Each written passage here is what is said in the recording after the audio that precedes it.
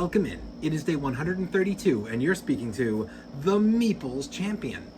And today, we're going to be going over a game that is one that I added to my collection earlier this year. I've played it before, but I have not gotten to play my copy yet. I picked it up via a friend having brought it to game night. I loved it, and I immediately wanted it in my collection. And it's one that I've been really excited to get back out when I have the chance. There's just been so many games that it's been tough to get games that you've already played back to the table. So this is one though I definitely want to get there, and that game is Cry Havoc. So Cry Havoc is an interesting game. You can technically play it 2 to 4 players, but it's really meant for 2 to 3 because one of your 4 factions is called the Trogs, and the Trogs are essentially just the bad guys of the board. It's already put out there every game, and they're the ones messing with you. Otherwise, you're either playing as the humans, the pilgrims, or the machines. So you all start with your own deck and your own army, and you're slowly moving throughout this map, but it's not that big, and you're trying to essentially conquer spots, get crystals, win battles, and slowly make more victory points. Well, what's interesting through this is that there are other decks that you can add. It's a deck builder, but it's not a huge deck builder.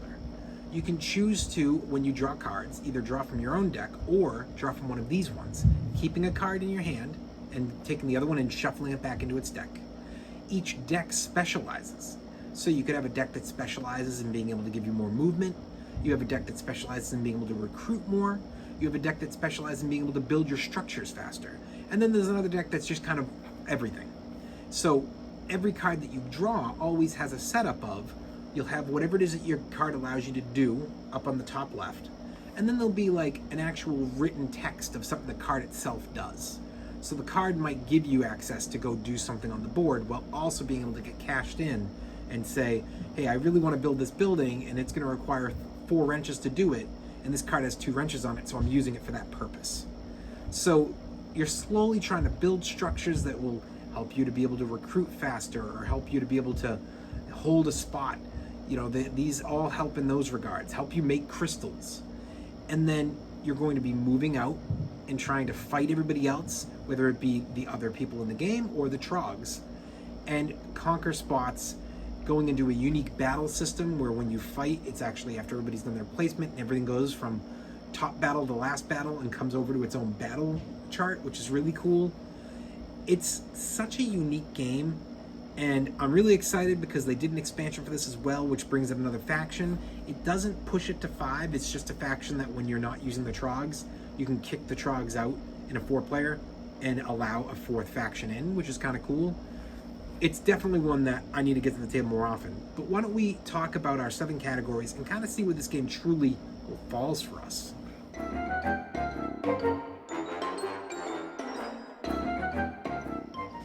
When it comes to the art, the front of this, for me, is one of my favorite front covers of a game.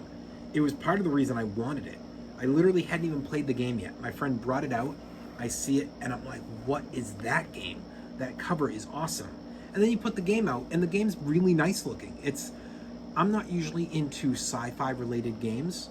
I think really Beyond Clank and Space is not often that I get a sci-fi game. Dune Imperium was one of the exceptions this year. Terraforming Mars was an exception. But most of the time I'm getting fantasy games. So it was fun to see another game that I could add that was a sci-fi. So it's a big thumbs up there.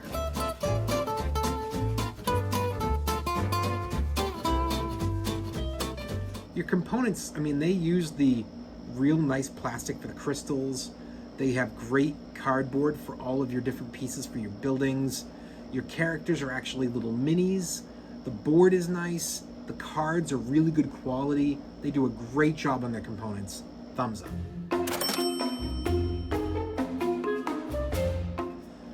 The price is that this can be a little steep.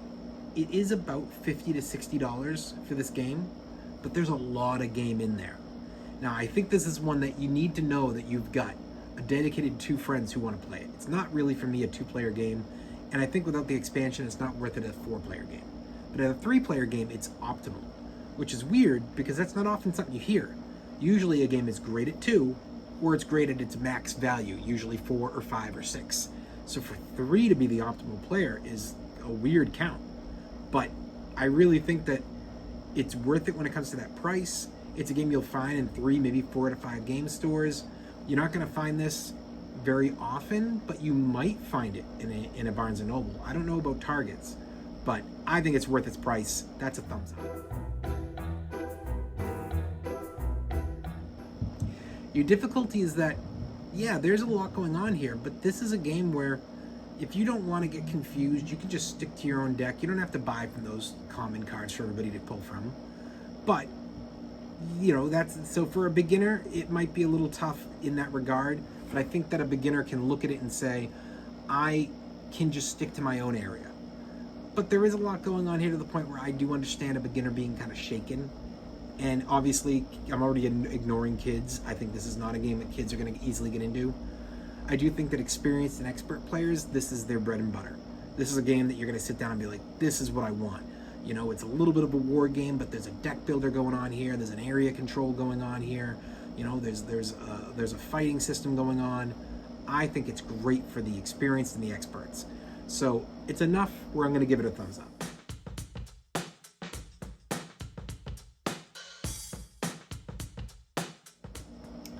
Is it replayable? I think this is a game that if you've played it a few times and you know what you're doing, it is actually something you can play multiple times in a row, which is rare that I say that about a game that's this style. But it is not that long of a game. And on top of that, it's a game that I think you can play it, you know, multiple times a year. Yeah, this isn't a family game. You're not going to pull this out at holidays. But if you have a weekly game night, you could easily pull this game out for that 2 or 3 times. And if you have friends or a spouse or kids that you live with, this is a game that you could easily pull out on weeknights and just be like, hey, want to play a game of Cry Havoc? So I think that this has definitely got all of that replayability built in. Big thumbs up.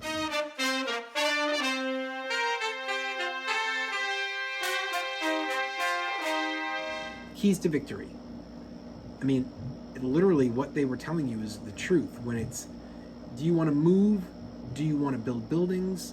Do you want to recruit? These are all keys to victory. You're investing in these cards to focus your deck in a direction. And you have to pay attention to what your opponents are doing at the same time. There is different options to go here, and I think that they all work really well. And you're going to have to judge one game to the next. For the most part, I think that this game is pretty even every game. So I'm going to say it's a big thumbs up there.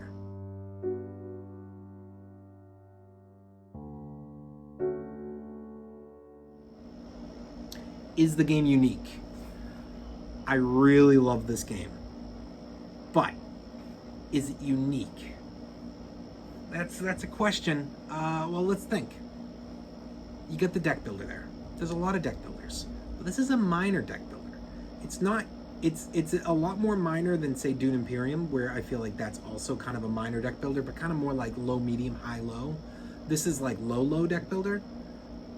But there is deck building there that's comparable to that in a way. But unlike that one, this one has very specific setup of you don't have options of what to grab. You're taking unknown cards from the top and seeing what happens. That's kind of random. Then you've got the area control. Well, there's plenty of area controls, but you're fighting to get in there. You're trying to keep your buildings. You're trying to keep your troops. You're trying to keep your crystals. There's a lot going on with the area control.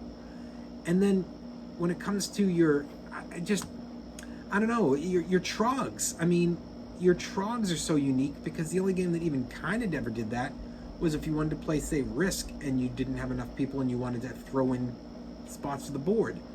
I feel this is a unique game. I think it does stand against its predecessors, its comparables, and it holds its place. So I'm going to give it a thumbs up there. So overall, what do I think? Is this a must play? I think if you like war games, area control games, if you kind of like deck builders but you're not huge into them, this is one that's worth your time.